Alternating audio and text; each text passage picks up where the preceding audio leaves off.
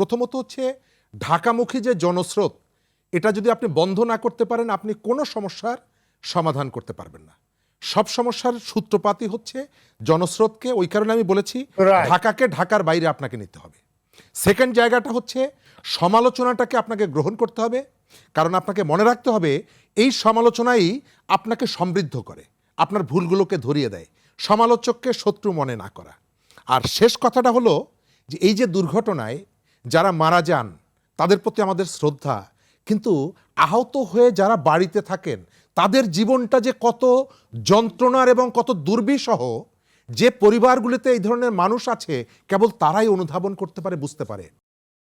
আমাদের একটা নিরাপদ ব্যবস্থাপনা দরকার, এবং সরকার অবশ্যই, সে যাত্রীরও সরকার, মালিক শ্রমিক সবার সরকার, কিন্তু অবশ্যই তাকে ফার্স্ট প্রায়োরিটি দিতে হবে যাত্রীদের স্বার্থকে, সাধারণ মানুষের স্বার্থকে।